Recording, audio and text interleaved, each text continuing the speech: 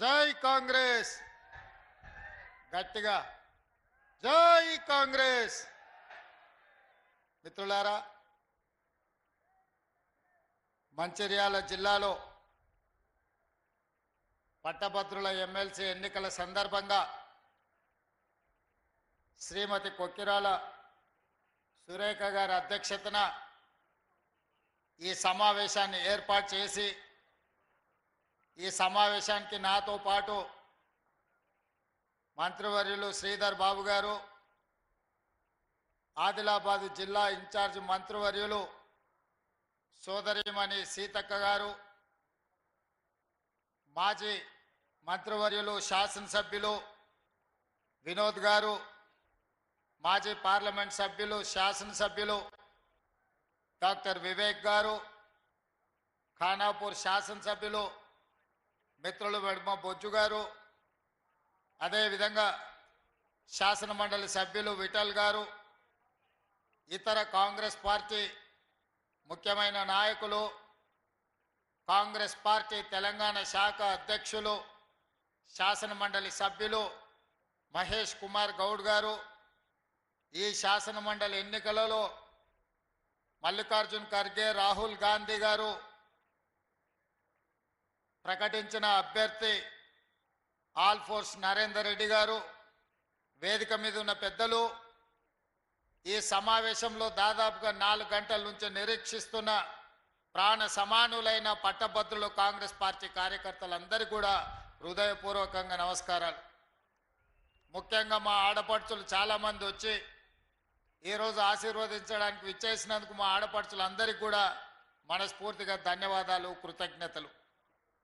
మంచిర్యాల శాసనసభ ప్రాంత ప్రజలు అదృష్టవంతులు. ఎందుకయ్యా అంటే మీరు ఒక్క ఓటేసి ఎమ్మెల్యేని అనుకుంటే మీకు 2 సేవకులు వచ్చింది 24 గంటలు ఎప్పుడు నిరంతరం మిమ్మల్ని కాపాడుకోవడానికి. మీరు ఓటేసింది ప్రేమ్ సాగర్ రావు గారికి అయితే వారు 16 గంటలు పనిచేస్తే మీకోసం రోజుకు 24 గంటలు పనిచేసే సురేఖమ్మ గారు జిల్లా పార్టీ అధ్యక్షులుగా,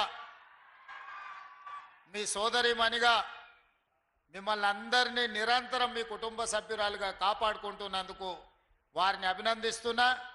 మీరు అదృష్టవంతులు అని చెప్పి ఈ వేదిక మీద నుంచి నేను చెప్పదలుచుకున్నా.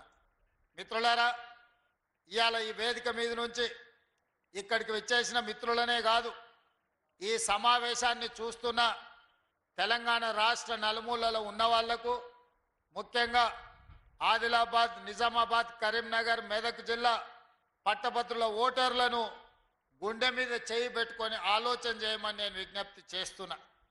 ఇవాళ ఈ ఎన్నికల బరిలో ప్రధానంగా కాంగ్రెస్ పార్టీ నుంచి నరేందర్ రెడ్డి గారు ఉంటే, భారతీయ జనతా పార్టీ నుంచి వారు ఒక అభ్యర్థిని నిలబెట్టిండ్రు. ఈరోజు ప్రధాన ప్రతిపక్ష పార్టీ బీఆర్ఎస్ గురించి ఒక 2 నిమిషాలు మాట్లాడుకుందాం. ఇవాళ ఈ ఎన్నికల్లో వాళ్ళకి అభ్యర్థి లేడు, ఈ ఎన్నికల్లో పోటీ చేయలేదు. కానీ హరీష్ రావు గారు, కేటీఆర్ గారు, టీఆర్ఎస్ నాయకులు కాంగ్రెస్ పార్టీని ఓడించండి, కాంగ్రెస్ పార్టీని మీరు ఎట్లనన్నా చేసి కింద పడేయండి అని వాళ్ళు విజ్ఞప్తి చేస్తున్నారు. మరి నేను ఈ వేదిక మీద నుంచి పట్టభద్రులను అడుగుతున్నా, బీఆర్ఎస్ వాళ్ళు మమ్మల్ని ఓడగొట్టమని చెప్తున్నారు. మంచిదే, మీ కోపం, మీ పగ ఈ పట్టభద్రులు అర్థం చేసుకుంటారు. కానీ మీరు ఎవరిని గెలిపించమని చెప్తున్నారని నేను అడుగుతున్నా. మీ అభ్యర్థి ఎవరు? మీ అభిమానులు కానీ మీ పార్టీ నాయకులు కానీ ఎవరికి ఓటేస్తారు? ఇదే మెదక్ జిల్లాలో హరీష్ రావు గారు ఓటరు, చంద్రశేఖరరావు గారు ఓటరు, కేటీఆర్ గారు ఓటరు, కవిత గారు ఓటరు. వీళ్ళందరూ చదువుకున్నోళ్ళే, వీళ్ళందరూ పట్టభద్రులే. రేపు పోలింగ్ బూత్కి వెళ్ళి వీళ్ళు ఎవరికి ఓటేస్తారని నేను అడుగుతున్నా. ఇవాళ పట్టభద్రులకు వీళ్ళు సమాధానం చెప్పాల్సిన అవసరం లేదా? ప్రజాస్వామ్యంలో ప్రధాన ప్రతిపక్ష పార్టీ ఎన్నికల్లో పోటీ చేయకుండా ఈరోజు కాంగ్రెస్ పార్టీని ఓడగొట్టండి అని అడుగుతారు. దీని మతలబ్ ఏందో తెలంగాణ సమాజం గమనించాలి. ఇవాళ మరి వాళ్ళే, వాళ్ళ పార్టీ నాయకులు, వాళ్ళ బంధువులు కాదు, ఇవాళ సొంతంగా కేసీఆర్ పట్టభద్రుడే, కేటీఆర్ పట్టభద్రుడే, కవిత గారు పట్టభద్రురాలే, హరీష్ రావు గారు కూడా నాకు తెలిసి పట్టభద్రుడే అని నేను అనుకుంటున్నా. మీ 4 ఓట్లు ఎవరికి వేయదలుచుకున్నారు, మీరు ఎవరికి మద్దతు ఇస్తున్నారని చెప్పి నేను ఈ వేదిక మీద నుంచి అడుగుతున్నా. ఇవాళ ఈ రహస్యం ఏంది, ఈ గూడుపుటాని ఏంది, మీరు ఢిల్లీలో చేసిన మంతనాలు ఏంటివి అని చెప్పి ఈరోజు ఈ వేదిక మీద నుంచి అడుగుతున్నా నేను. అదేవిధంగా 2023 డిసెంబర్లో జరిగిన ఎన్నికల్లో మీ అధికారం కోల్పోయారు. 2024 పార్లమెంట్ ఎన్నికల్లో 8 సీట్లలో మీకు డిపాజిట్లు పోతే బీజేపీ వాళ్ళు 8 సీట్లలో గెలిచిండ్రు. మీ డిపాజిట్లు పోతే ఎట్లా, అవే సీట్లలో బీజేపీ వాళ్ళు గెలుస్తారు ఎట్లా? గింత లెక్క మా తెలంగాణ 4 కోట్ల ప్రజలకు అర్థమైతలేదా? ఇవాళ మీరు మీ డిపాజిట్లు ఒడగొట్టుకొని మీ ఓట్లను బీజేపీ వాళ్ళకి వేపించి బీజేపీ వాళ్ళని గెలిపించారు. సరే, మీరు చీకట్లో ఏం మాట్లాడుకున్నారో, మీరు చీకట్లో ఏం అల్లై బల్లై చేసుకున్నారో నేను అడగదలుచుకోలే. మరి బీజేపీ వాళ్ళు గెలిచి ఇవాళ 8 మంది ఎంపీలు గెలిచిండ్రు. ఆదిలాబాద్ నుంచి గెలిచిండ్రు, నిజామాబాద్ నుంచి గెలిచిండ్రు, కరీంనగర్ నుంచి గెలిచిండ్రు, మెదక్లో గెలిచిండ్రు. ఇవాళ 4 ఎంపీలు ఉన్నారు, దాదాపుగా 7 మంది ఎమ్మెల్యేలు ఈ ప్రాంతం నుంచే ఉన్నారు బీజేపీ వాళ్ళకు. మరి మోడీ నుంచి ఏమి తీసుకొచ్చిర్రని నేను అడుగుతున్నా. ఇవాళ మిమ్మల్ని 8 మంది ఎంపీలను 8 మంది ఎమ్మెల్యేలను గెలిపిస్తే తెలంగాణ రాష్ట్రానికి మీరు తెచ్చిందేంది, మోడీ తీసుకొచ్చి ఇచ్చిందేందని నేను ఈరోజు మిమ్మల్ని అడుగుతున్నా. కేవలం మా ఓట్లు కావాలి, మేము ఇచ్చే సీట్లు కావాలి, మీరు ప్రధానమంత్రులు కావాలి, లేకపోతే మీరు ఈరోజు మీరు మంత్రులు కావాలి. కానీ మరి తెలంగాణ ప్రజలకు మీరు ఇచ్చేదేంది, మిమ్మల్ని నమ్మేది ఎట్లా అని నేను అడుగుతున్నా. ఇవాళ మళ్ళా ఓట్ల కోసం వచ్చారు పట్టభద్రులలో. ఏం చేస్తారు మీరు? ఏం చేసిండ్రు ఈ 12 ఏళ్ళల్లో? నరేంద్ర మోడీ గారు ప్రధానమంత్రి అయ్యి 11 సంవత్సరాలు దాటి ఇవాళకి 12 సంవత్సరాలు అవుతున్నది. ఈ 12 సంవత్సరాలలో తుమ్మిడేటి దగ్గర ఈరోజు ప్రాజెక్టు కట్టుకోవడానికి గోదావరి జలాలకు మహారాష్ట్ర నుంచి మీరు అనుమతి ఇప్పించిండ్రా? ఒకవేళ తుమ్మిడేటి దగ్గర ప్రాజెక్టు కట్టనికే మహారాష్ట్ర అనుమతి ఇచ్చినుంటే ఇవాళ ఆదిలాబాదు జిల్లా 1.5 ఎకరాలు సస్యశ్యామలమై పసిడి పంటలు పండుతుండే. ఆదిలాబాదు బిడ్డలు ఆదివాసీలు ఇవాళ వాళ్ళ బతుకులలో వెలుగు వస్తుండే. ఇవాళ ఈ ఆదిలాబాదు జిల్లా నేను పిసిసి అధ్యక్షుడిగా బాధ్యత తీసుకున్న తర్వాత మొట్టమొదట ఇంద్రవెల్లిలో సమావేశం పెట్టిన, మీ ఆశీర్వాదం తీసుకున్న. మీ జిల్లాను అభివృద్ధి చెయ్యాలని ఇవాళ మేము పూర్తి స్థాయిలో పనిచేస్తున్నాం. ఈ జిల్లాకు కొత్తగా మంజూరు చేసిన చాలా విషయాలను పెద్దలు ప్రేమ్ సాగర్ రావు గారు ఇప్పటి దగ్గర మీకు అందరికీ చెప్పడం జరిగింది. ఇవాళ ఆదిలాబాదు జిల్లాను ముందు బాగానే ఉంచాలి, జరిగిన నిర్లక్ష్యాన్ని సరిదిద్దాలని కాంగ్రెస్ పార్టీ ప్రయత్నం చేస్తుంది. మరి మీరు ఏం చేసిండ్రు, మీరు ఏం తీసుకొస్తారని నేను అడుగుతున్నా. అందుకే మిత్రులారా, ఇవాళ మీరు ఆలోచన చేయండి పట్టభద్రులు. నేను ఒక్కటే మాట విజ్ఞప్తి చేస్తున్నా. నేను చెప్పింది నిజమైతే మీరు గుండెల మీద చేసుకొని ఆలోచన చేసి ఇవాళ కాంగ్రెస్ పార్టీకి ఓటేయండి. నేను చెప్పింది అబద్ధమైతే మీ మనసుకు అది అబద్ధం అని తోస్తే మీరు ఎవరికి వేసుకున్నా మాకు అభ్యంతరం లేదు, మీ ఇష్టం. ఇవాళ నేను ముఖ్యంగా టీచర్లను డిఎస్సి నోటిఫికేషన్, అదేవిధంగా టెట్ పరీక్షలు నిర్వహించింది కాంగ్రెస్ పార్టీ అధికారంలోకి వచ్చిన తర్వాత కాదా? మీరు ఆలోచన చేయండి. 11,000 మంది టీచర్ల నియామకాలను చేపట్టినమా లేదా? ఒకవేళ మేము టెట్ పరీక్షలు నిర్వహించి డిఎస్సి పరీక్షలు నిర్వహించి 60 రోజుల్లోనే 11,000 మంది టీచర్ల నియామకాలు మేము చేపట్టుంటే మీరందరూ మా కాంగ్రెస్ కు నరేందర్ రెడ్డికి ఓటు వేయండి. ఒకవేళ నేను చెప్పింది అబద్ధం అయితే మీరు మాకు ఓట్లు ఇవ్వకండి, మీకు కావాల్సిన వాళ్ళకి వేయండి. అదేవిధంగా పోలీస్ డిపార్ట్మెంట్లో దాదాపు 15,000 మంది నిరుద్యోగులకు పోలీసు ఉద్యోగాలు ఇచ్చిన మాట నిజమైతే ఈరోజు నరేందర్ రెడ్డికి ఓటు వేయండి. లేకపోతే ఒకవేళ నేను చెప్పింది అబద్ధం అయితే మీ ఇష్టమైన వాళ్ళకు ఓటు వేసుకోండి. పారామెడికల్ సిబ్బంది 6,000 పైగా పారామెడికల్ సిబ్బందిని ఎల్బీ స్టేడియంకు పిలిపించి ఉద్యోగాలు వచ్చిన వాళ్ళనే కాదు, వాళ్ళ తల్లిదండ్రులందరినీ కూడా హైదరాబాదు నగరానికి ఎల్బీ స్టేడియంకు రప్పించి వాళ్ళ నియామక పత్రాలు ఇచ్చిన మాట వాస్తవమైతే ఈరోజు నరేందర్ రెడ్డిని గెలిపించండి. ఈరోజు అది అబద్ధమైతే మీకు కావలసిన వాళ్ళకు వేసుకోండి. ఈ విధంగా వివిధ శాఖలలో 55,163 మందికి ఎల్బీ స్టేడియం సాక్షిగా ఒక్కొక్కరిని వాళ్ళ కుటుంబ సభ్యులను వాళ్ళ తల్లిదండ్రులను పిలిపించి వాళ్ళకు ఉద్యోగ నియామక పత్రాలు అందించి వాళ్ళ కుటుంబాల కళ్ళల్లో ఆనందం చూసిన మాట వాస్తవం అయితే ఈ పట్టభద్రులందరూ కూడా ఇవాళ కాంగ్రెస్ పార్టీని గెలిపించండి అని నేను అడుగుతున్న మిత్రులారా. నేను చెప్పింది ఒకవేళ అబద్ధం అయితే ఈరోజు మీకు కావలసిన నిర్ణయం తీసుకోండి. కానీ అదే నరేంద్ర మోడీ గారు 2014 ఎన్నికల్లో 2019 ఎన్నికల్లో ప్రతి సంవత్సరం 2 కోట్ల ఉద్యోగాలు ఇస్తా అన్నాడు. మరి ఇప్పటికి దాదాపుగా 11 ఏళ్ళు అయిపోయి 12వ ఏడుకు మనం అడుగు పెడుతున్నాం. 24 కోట్ల ఉద్యోగాలు ఇవ్వాలి. ఏ లెక్కనైనా నరేంద్ర మోడీ గారు తెలంగాణ రాష్ట్రానికి దాదాపుగా 1 కోటి ఉద్యోగాలు బకాయి పడ్డాడు, బాకీ పడ్డాడు. ఆయన ఇచ్చింది ఎన్ని ఉద్యోగాలంటే 2 ఉద్యోగాలు ఇచ్చిండు. ఒకటి కిషన్ రెడ్డికి, 2 బండి సంజయ్కి. తెలంగాణ రాష్ట్రంలో మోడీ గారు ఇచ్చిన ఉద్యోగాలు ఏమన్నా ఉన్నాయంటే 2 ఉద్యోగాలు. ఆ రెండిట్లో ఒకటి కిషన్ రెడ్డికి ఇస్తే ఇంకొకటి బండి సంజయ్కి ఇచ్చారు. ఇంకెవరికన్నా ఉద్యోగాలు ఇచ్చిండ్రా? ఎవరికైనా ఈడున్న వేలాది మందిలో నరేంద్ర మోడీ ఎవరికైనా ఉద్యోగం ఇచ్చిండా? ఈడున్న వేల మందిలో ఎవరికైనా ఉన్నాయా చెప్పండి. ఎవరికైనా మోడీ మీకు ఉద్యోగం ఇచ్చిండా? మరి ఇన్ని వేల మంది పట్టభద్రులు ఇక్కడ ఉన్నారు, ఒక్కరికి కూడా మోడీ ఉద్యోగం ఇవ్వకపోతే ఇవాళ బీజేపీ వాళ్ళు పట్టభద్రుల ఓట్లు అడిగే హక్కు ఎక్కడదని ఇవాళ నేను అడుగుతున్న ఈ వేదిక మీద నుంచి. ఇవాళ ఫీజు రియంబర్స్మెంట్ కానీ లేకపోతే ఐటీఐలను ఒకనాడు ఐటీఐలు అంటే ఐటీఐ చేస్తే ఉద్యోగం వచ్చేది. ఇవాళ ఐటీఐలో చెప్పే చదువుకు బయటకు వస్తే సంబంధమే లేదు.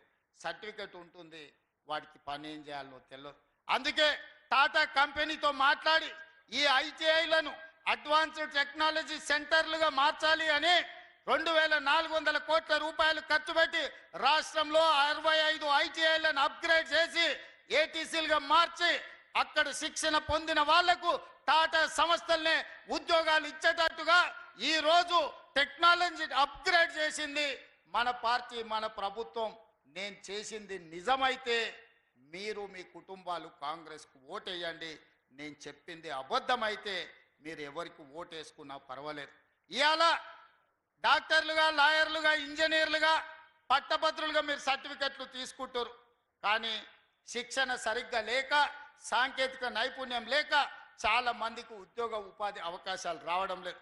అందుకే ఈరోజు వివిధ పరిశ్రమలల్లో మీకు ఉద్యోగాలు రావాలి, పట్టభద్రులు బాగుపడాలి అని యంగ్ ఇండియా స్కిల్స్ యూనివర్సిటీని దేశంలోనే ఎక్కడ లేని విధంగా పబ్లిక్ ప్రైవేట్ పార్ట్నర్షిప్ లా ఈరోజు మనం ఫ్యూచర్ సిటీలో దేశానికి ఆదర్శంగా ఉండే విధంగా తీర్చిదిద్ది ఆ యూనివర్సిటీకి చైర్మన్ గా Mahindra group of companies chairman Anand మహీంద్రాను ఈరోజు చైర్మన్ చేసి వాళ్ళకి శిక్షణ ఇచ్చి ప్రతి సంవత్సరం వేలాది మంది నిరుద్యోగులకు శిక్షణ ఇవ్వడం ద్వారా ప్రైవేటు పరిశ్రమలలో వేలాది ఉద్యోగాలు ఇవ్వడానికి ఇవాళ మనం ప్రయత్నం చేస్తున్నాం. నేను చెప్పింది నిజమైతే యంగ్ ఇండియా స్కిల్స్ యూనివర్సిటీని మనం ప్రారంభించుకుంటే మీరు ఓటు నరేందర్ రెడ్డికి వేయండి. నేను చెప్పింది అబద్ధమైతే మీరు ఎవరికి ఓటేసుకున్నా నాకు పర్వాలేదని నేను ఈరోజు చెప్పదలుచుకున్నా. ఈ వేదిక మీద ఉన్న పెద్దలకు, ఇక్కడికి వచ్చిన మిత్రులకు నేను విజ్ఞప్తి చేస్తున్నా. ఈ దేశం 140 కోట్ల జనాభా, 140 కోట్ల జనాభా ఒలింపిక్ క్రీడల్లో ఒక్క గోల్డ్ మెడల్ కూడా తీసుకురాలేదు. ఈ దేశంలో ఉన్న కోట్లాది మంది యువకులకు శిక్షణ లేకపోవడం వల్ల, మోడీ గారు పట్టించుకోకపోవడం వల్ల ఒలింపిక్ గేమ్స్ లో ఒక్క గోల్డ్ మెడల్ కూడా రాలేదు. కానీ మొన్న నేను సౌత్ కొరియా ఆ కంట్రీకి పోయినప్పుడు నేను శ్రీధర్ బాబు గారు ఒక యూనివర్సిటీకి పోయిన, సౌత్ కొరియన్ స్పోర్ట్స్ యూనివర్సిటీ 30 ఎకరాలలో ఉన్న యూనివర్సిటీలో 16 మెడల్స్ తీసుకొచ్చారు ఆ ఒక్క యూనివర్సిటీ స్టూడెంట్స్. అందులో ఒక ఆడపిల్ల 3 గోల్డ్ మెడల్స్ తీసుకొచ్చింది ఆర్చరీలో. నాకు ఆశ్చర్యం అనిపించింది, అద్భుతం అనిపించింది.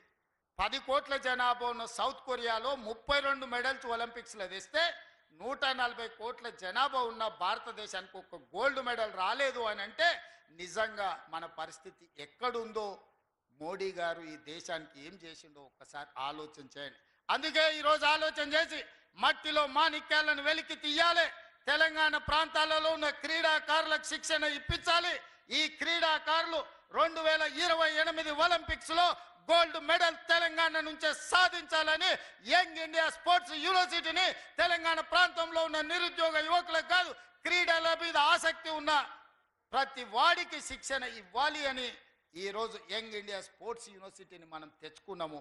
ఇది మన పట్టభద్రులకు ఉపయోగపడేది కాదా? ఇది మన పిల్లల భవిష్యత్తును తీర్చిదిద్దేది కాదా? మీరు ఒక్కసారి ఆలోచన చేయండి మిత్రులారా.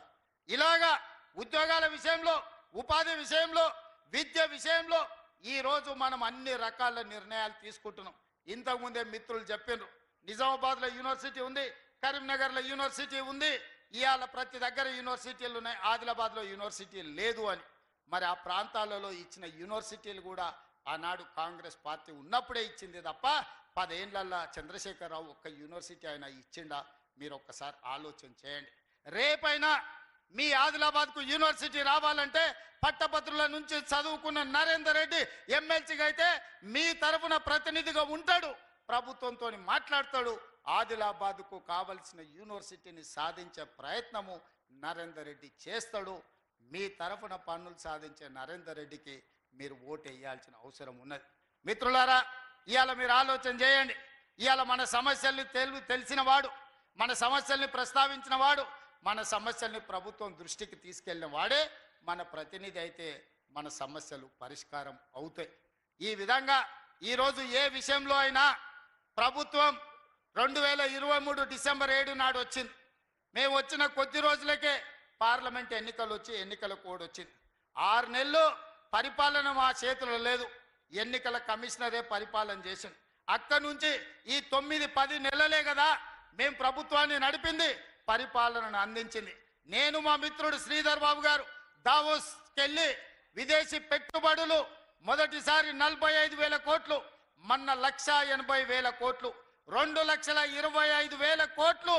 ఈ రోజు సంవత్సరం తిరిగే లోపల భారతదేశానికి విదేశీ పెట్టుబడులను తీసుకొచ్చి వేలాది ఉద్యోగాలు, లక్షలాది చదువుకున్న నిరుద్యోగులకు ఉద్యోగాలు ఇప్పించడానికి ఇవాళ పెట్టుబడులు తీసుకొచ్చినాం. ఇవాళనే అమెరికన్ కంపెనీ అమ్జన్ అనే బయో ఈరోజు మనం సంస్థను ఈరోజు ప్రారంభించుకున్నాం. వేలాది కోట్ల రూపాయలు పెట్టుబడులు పెట్టడమే కాదు, వేలాది ఉద్యోగాలు ఇచ్చే అమెరికన్ కంపెనీ అమెరికా పర్యటనలో నేను శ్రీధర్ బాబు గారు ఒప్పించి ఇవాళ తెలంగాణ రాష్ట్రానికి తీసుకొచ్చినాం. ఇట్లాంటి సంస్థల్ని తీసుకురావాలి అని అంటే ఈ సంస్థలు పెట్టుబడి పెడితే ఇది ప్రత్యక్షంగా మన పట్టభద్రులకు ఉద్యోగాలు వచ్చే అవకాశం ఉంటుంది. ఇవన్నీ పనులు మేము చెయ్యాలి, ముందుకు వెళ్ళాలి అని అంటే మీ ఆశీర్వాదం ఉండాలి. ఇవాళ మీరు ఆశీర్వదిస్తే ఈ రాష్ట్రాన్ని అద్భుతం చేసి ప్రపంచంతోనే పోటీ పడే రాష్ట్రంగా మనం తీర్చిదిద్దొచ్చు. అదేవిధంగా ఇవాళ నేను రైతులను అడుగుతున్నా, 25,50,000 మంది రైతులకు రైతు రుణమాఫీ కింద 21,000 కోట్ల రూపాయలు వాళ్ళ ఖాతాల్లో 2 లక్షల వరకు ఉన్న రుణాన్ని మాఫీ చేసిన ప్రభుత్వం మాది. నేను ఈ వేదిక మీద నుంచి విజ్ఞప్తి చేస్తున్న రైతుల కుటుంబాలకు, రైతాంగానికి, మీరు కానీ మీ పిల్లలు కానీ పట్టభద్రులైతే మీకు రైతు రుణమాఫీ జరిగిందని మీరు నమ్మితే మీ గుండెల మీద చేసుకొని ఆత్మవిశ్వాసంతో ఆలోచన చేసి ఇవాళ మేము రుణమాఫీ మీకు చేసి ఉంటే కాంగ్రెస్ పార్టీకి ఓటేయండి. మీకు రుణమాఫీ జరిగిందనంటే 10 ఏళ్లలో చంద్రశేఖరరావు, నరేంద్ర మోడీ చెయ్యని పని ఈనాడు కాంగ్రెస్ ప్రభుత్వం చేసింది. రుణమాఫీ జరిగిన కుటుంబాలన్నీ కూడా నరేందర్ రెడ్డికి ఓటేయాల్సిందిగా నేను విజ్ఞప్తి చేస్తున్నా.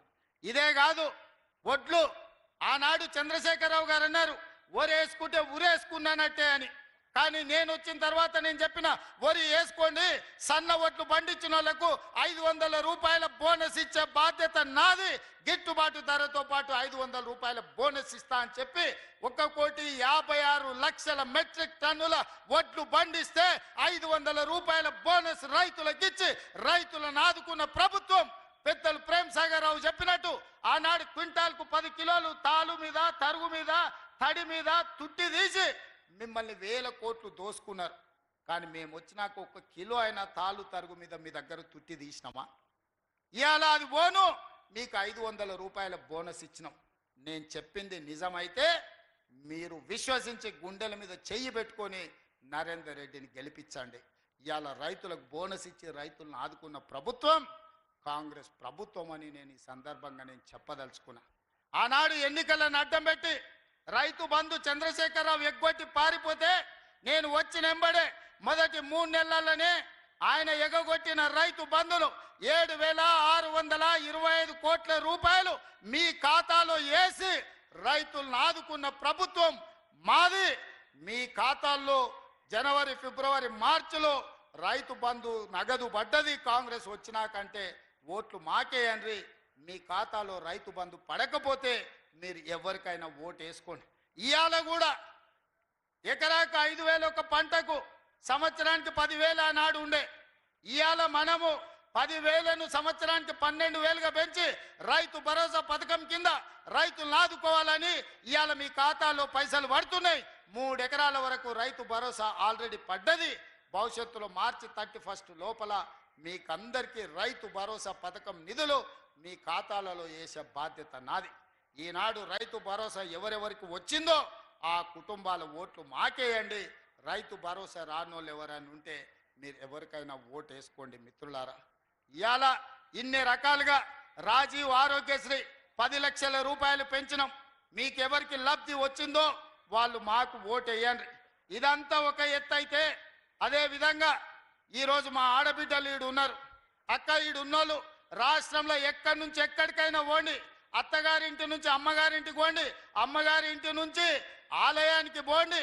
మీరు యాదగిరి గుట్ట పోతారా, లేకపోతే భద్రాచలం పోతారా, నాగోబ జాతర పోతారా, సీతక్క దగ్గరికి సమ్మక్క సారక్క జాతరకు పోతారా, ఏడికి పోయినా బస్సుల్లో ఒక్క రూపాయి లేకుండా మీరు చెయ్యి అడ్డం పెడితే ఆపి మిమ్మల్ని ఎక్కించుకొని మీరు అడిగిన దగ్గర దించుతే మా అక్కలు నాకోటేయండి. ఒకవేళ మిమ్మల్ని ఆర్టీసీ బస్సులో ఎవరన్నా పైసలు అడిగితే టికెట్కు మీ ఓట్లు ఎవరికన్నా వేసుకోండి అని నేను మా అక్కలకు చెప్పదలుచుకున్నా. ఇవాళ మా అక్కలు నేను అడగదలుచుకున్నా. 500 రూపాయల సిలిండర్ 50 లక్షల కుటుంబాలకు ఇస్తున్నాం. 500 రూపాయల సిలిండర్ వచ్చిన కుటుంబాలు మాకు ఓటేయండి. 500 రూపాయలకు సిలిండర్ రాకపోతే మీరు ఎవరికైనా ఓటు వేసుకోండి అని ఈరోజు నేను చెప్పదలుచుకున్నా. మా ఆడబిడ్డలకు 200 యూనిట్లు ఇంటికి ఉచితంగా కరెంటు, వ్యవసాయానికి 24 గంటలు ఉచిత కరెంటు ఈరోజు ఎవరెవరికి వస్తుందో వాళ్ళందరూ మాకు ఓటేయండి. వ్యవసాయానికి ఉచిత కరెంటు రాకపోయినా, మీ ఇంటికి 200 యూనిట్లు ఫ్రీగా ఇవ్వకపోయినా మీరు ఎవరికైనా ఓటు వేసుకోండి. ఈ 2 మేము వేస్తే మీరు మా నరేందర్ రెడ్డికి ఓటు వేయండి అని నేను అడుగుతున్నా. ఇదే కాదు, స్వయం సహాయక సంఘాలు మా సీతకి ఇక్కడనే ఉన్నది, మా సోదరిమణులు ఇక్కడనే ఉన్నారు. ఎన్నడన్నా 10 ఏళ్ళల్లో చంద్రశేఖరరావు ఈ సంఘాలు ఎట్లున్నాయి, మీకేమైనా వడ్డీ వసూలు అయ్యిందా, మీరు ఎట్లున్నారని ఎప్పుడన్నా అడిగిందా? ఇవాళ సీతకు వచ్చిన తర్వాత సంఘాల గౌరవం పెరిగిందా లేదా మీరు ఒక్కసారి ఆలోచన చేయండి.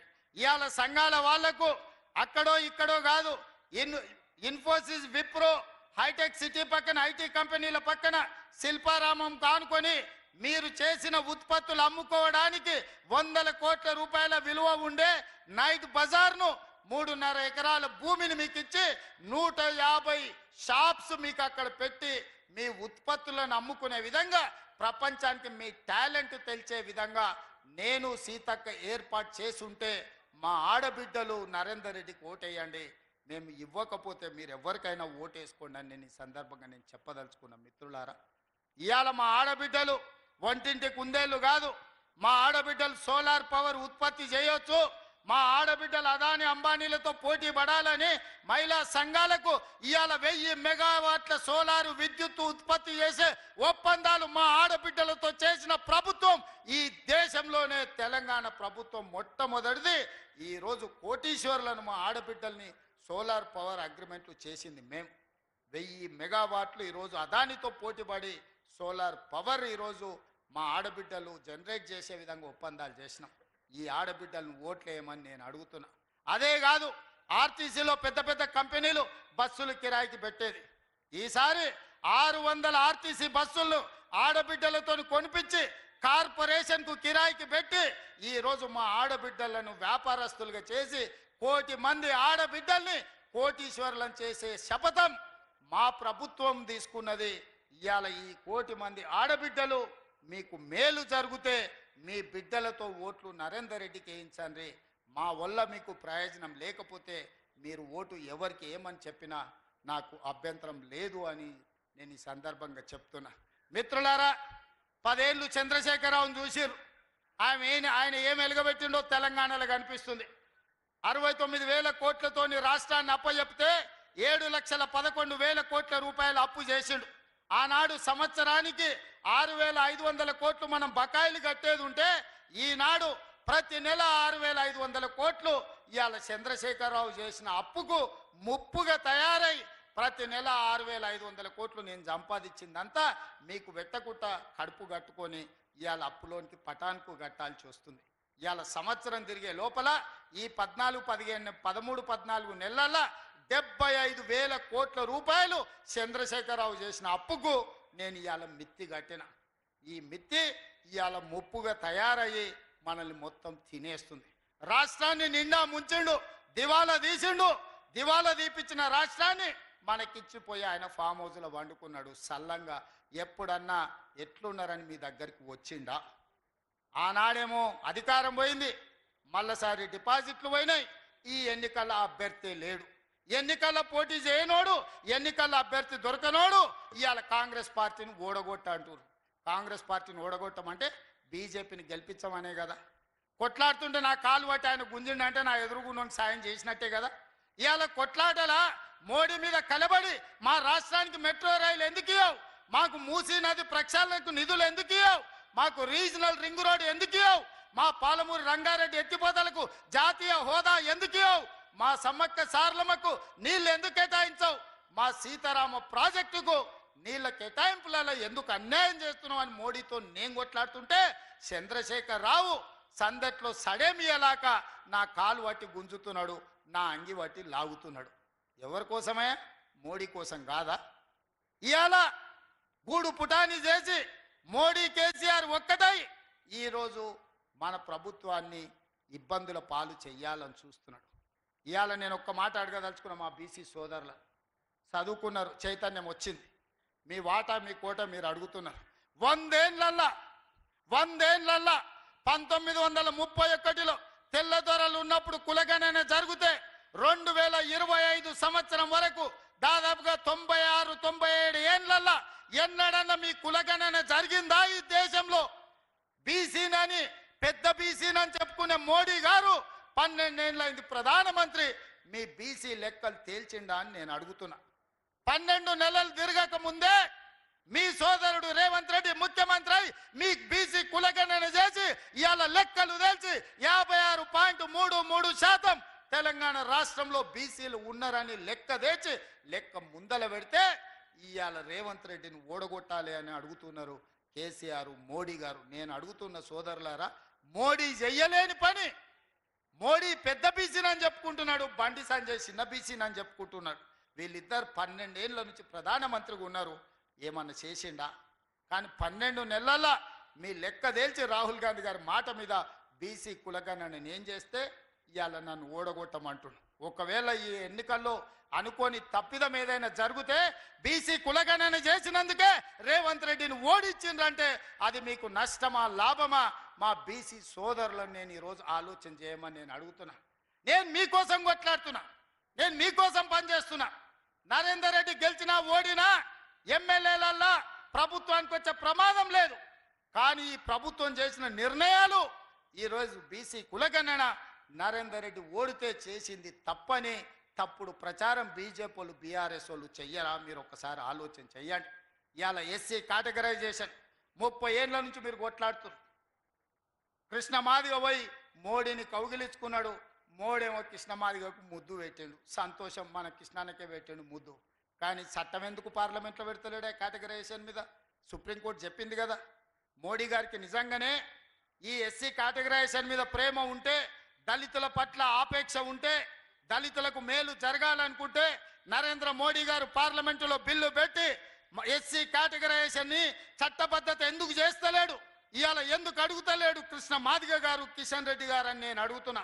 ఇవాళ నేను ఎన్ని ఆటుపోట్లను ఎదుర్కొని షమీమ్ అఖ్తర్ కమిషన్ వేసి ఎస్సీ కులాల కేటగరైజేషన్ మీద నివేదిక తీసుకొచ్చి ఈ రోజు ఎస్సీ కేటగరైజేషన్ చేసి మీ ముందు నిలబడ్డా. కేటగరైజేషన్ చేసినందుకు ఇవాళ మీరు నన్ను శిక్షించదలుచుకున్నారా? వీళ్ళ మాటలు నమ్మి అని చెప్పి నేను ఎస్సీ సోదరులను అడగదలుచుకున్నా. దశాబ్దాల కొద్దీ పరిష్కారం కాబడని ఈ శాశ్వతంగా సమస్య జటిల సమస్యగా ఉన్న బీసీ కులగణన ఎస్సీ కేటగరైజేషన్ ఈరోజు 12 నెలలు తిరిగే లోపల పరిష్కరించిన నాకు ఓటేస్తారా? మిమ్మల్ని 12 ఏళ్ల నుంచి మోసం చేసిన బీజేపీలకు ఓటేస్తారా? మీరు ఒక్కసారి ఆలోచన చేసి నిర్ణయం తీసుకోండి అని నేను అడుగుతున్న సోదరులారా. బండి సంజయ్ గారు అడుగుతున్నారు కేసీఆర్ కేటీఆర్ని ఎందుకు అరెస్టు చేస్తలేవని. నేను అడుగుతున్న బండి సంజయ్ని, ఇవాళ కేసీఆర్ కేటీఆర్ని అరెస్టు చేయాలంటే టెలిఫోన్ ట్యాపింగ్లో పారిపోయి అమెరికాలో దాచుకున్న ప్రభాకర్ రావు శ్రవణ్ రావును పట్టుకురావాలి. ఇది రాష్ట్ర ప్రభుత్వం చేసే పని కాదు, కేంద్ర ప్రభుత్వం హోంశాఖ చేయాలి. 10 నెలలు అయింది మీకు లేఖ రాసి రెడ్ కార్నర్ నోటీస్ ఇచ్చి ఆయన వివరాలు ఇచ్చి అమెరికాలో ఉన్న ప్రభాకర్ రావును శ్రవణ్ రావును ఎందుకు మీరు పట్టుకొస్తలేరు బీజేపీ వాళ్ళని నేను అడుగుతున్నా. మీ చీకటి ఒప్పందంలో భాగంగా కాదా ఈరోజు ప్రభాకర్ రావు శ్రవణ్ రావును తెలంగాణకు పట్టుకొస్తే కేసీఆర్ కేటీఆర్ జైల్లో ఉండాలి, చెర్లపల్లిలో చిప్పకూడు తినాలి. కాబట్టే ఢిల్లీకి వచ్చి చీకట్ల మీ కాళ్ళు పట్టుకుంటే మీరు కాపాడి ప్రభాకర్ రావును ఇవాళ శ్రవణ్ రావును అమెరికాలో దాచిపెట్టింది నువ్వు కాదా బండి సంజయ్ గారు? నేను అడుగుతున్న బండి సంజయ్ని, కేంద్ర హోంశాఖ సహాయ మంత్రి నువ్వే కదా, ఎప్పటి లోపల ప్రభాకర్ రావును తెస్తావు, ఎప్పటి లోపల శ్రవణ్ రావును తెస్తావు? వాళ్ళని తెచ్చి మాకు అప్పచెప్పు. కేసీఆర్ కేటీఆర్ని అరెస్టు చేస్తామా లేదా మేము చెప్తాం. మేము గొర్రెల స్కామ్ జరిగితే మేము కేసు కడితే ఉన్న పేపర్లన్నీ ఈడీ తీసుకుపోయింది. మేము ఫార్ములా ఈ రేస్ కార్ల కుంభకోణం కోట్ల రూపాయలు దేశాలు దాటి ఇతర దేశాలకు కేటీఆర్ తరలిస్తే మేము కేసు కట్టంగానే ఈడీ ఆ పేపర్లు కూడా తీసుకుపోయింది. నేను అడుగుతున్న బండి సంజయ్ని, ఈడీ కూడా నీ కిందనే వస్తుంది. ఫార్ములా ఈ రేస్లో కేటీఆర్ని ఈడీలు ఎప్పుడప్పుడు అరెస్ట్ చేస్తారో చెప్పు. గొర్రెల స్కీమ్లో బీఆర్ఎస్ వాళ్ళని మీరు ఎప్పుడు అరెస్ట్ చేస్తారో చెప్పుండ్రి. విదేశాలలో టెలిఫోన్ ట్యాపింగ్లో ఉన్న ప్రభాకర్ రావును శ్రవణ్ రావును ఎప్పుడు తీసుకొస్తావో చెప్పుర్రి. మేమేమో కేసులు కట్టాలి, మీరు ఆ కాగితాలు సంకలు పెట్టి తీసుకెళ్ళి చీకట్ల ఢిల్లీకి పిలుచుకొని మీరు వాళ్ళతోని గూడుపుటాన్ని చేసి టెలిఫోన్ ట్యాపింగ్ ఏమో పార్లమెంట్ ఎన్నికలల్లో లెక్కలు సెట్ చేసుకురు. పార్లమెంట్ ఎన్నికలల్లో బీఆర్ఎస్ వాళ్ళు అనామకులను పెట్టి డిపాజిట్లు జప్తు చేయించుకొని మీకు 8 ఎంపీలు ఇచ్చారు. ఇప్పుడు ఫార్ములా ఈ రేస్ అదేవిధంగా గొర్రెల స్కీమ్ని అడ్డం పెట్టి ఇవాళ ఎమ్మెల్సీ ఎన్నికలలో అభ్యర్థి పెట్టకుండా మీరిద్దరు కలిసి ఒప్పందం చేసుకున్నారు. ఇదేనా అని నేను అడుగుతున్న బండి సంజయ్ గారిని.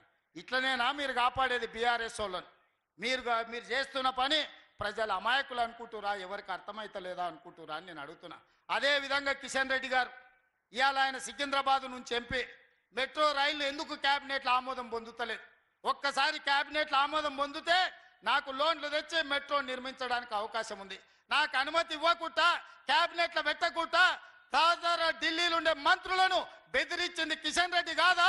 హైదరాబాద్ మెట్రోకు రాకుండా అడ్డుకుంటున్నది కిషన్ రెడ్డి కాదా? నేను కిషన్ రెడ్డి మీద సూటిగా ఆరోపణ చేస్తున్నా. అదే విధంగా మూసీ రివర్ ఫ్రంట్ ఇవాళ గుజరాత్లో సబర్మతి రివర్ ఫ్రంట్ మోడీ కట్టుకున్నాడు. అదేవిధంగా వారణాసి ఉత్తరప్రదేశ్లో మోడీ ఎంపీగా ఉన్న తర్వాత అక్కడ ఇవాళ నమో గంగే ప్రాజెక్టు పేరు మీద ఇవాళ అక్కడ మీరు గంగా మీద ప్రక్షాళనకు 1000 కోట్లు ఖర్చు పెట్టారు. నిన్నగాక మొన్న ఢిల్లీలో యమునా నదిని ప్రక్షాళన చేస్తామని ఢిల్లీ ప్రజలకు చెప్పి ఢిల్లీలో ప్రభుత్వాన్ని ఏర్పాటు చేసుకున్నారు. ఉత్తరప్రదేశ్లో గంగా నదిని ప్రక్షాళన చేస్తారు, గుజరాత్లో సబర్మతి నదిని ప్రక్షాళన చేస్తారు, ఢిల్లీలో యమునా నదిని ప్రక్షాళన చేస్తారు. కానీ రేవంత్ రెడ్డి మూసీ నదిని ప్రక్షాళన చేస్తా అంటే మీరు అడ్డుకుంటారు.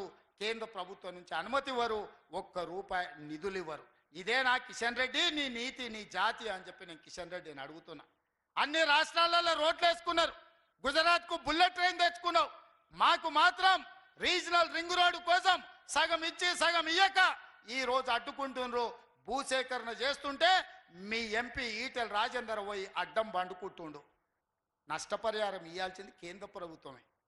నిధులు నితిన్ గడ్కరీ నుంచి లేకుండా Etela Rajender regional ring road పని జరగకుండా రోడ్డుకు అడ్డం పడి అడ్డుకుంటుండంటే తెలంగాణ అభివృద్ధి జరగొద్దు, తెలంగాణ దివాలా తీయాలి. అప్పుడే రేవంత్ రెడ్డిని బద్నాం చెయ్యాలని ఈటెల రాజేందర్ కిషన్ రెడ్డి కలిసి కుట్రలు చేస్తున్నారు. ఇవాళ 10 ఏళ్ళ 12 ఏళ్ళ మీరు ఏం తెచ్చిరని నేను అడుగుతున్నా కిషన్ రెడ్డిని. ఇవాళ హైదరాబాదులో రోడ్లు విస్తరించిన, హైదరాబాద్కి గోదావరి జలాలను 20 టీఎంసీలు తీసుకెళ్తున్నా. ఇవాళ కృష్ణానది జలాలను మేము తెచ్చినాం, ఆనాడు గోదావరి జలాలు మేము తీసుకొచ్చినాం. ఇవాళ మూసీ నదిని ప్రక్షాళన మేము చేయాలనుకుంటాం. మెట్రోని ఆనాడు మెట్రో కట్టింది మేమే, ఈనాడు ఇంకా 100 కిలోమీటర్లు మెట్రోను విస్తరించాలనుకుంటున్నది మేమే. ఫ్యూచర్ సిటీని, సైబరాబాద్ సిటీని కట్టింది మేమే, ఫ్యూచర్ సిటీని కట్టాలని ప్రయత్నం చేస్తున్నది మేమే, ఫ్యూచర్ సిటీ వరకు మెట్రో వేయాలనుకుంటున్నది మేమే. కిషన్ రెడ్డి గారు, నువ్వేం తెచ్చినావు కేంద్ర మంత్రి వై అని నేను అడుగుతున్నా.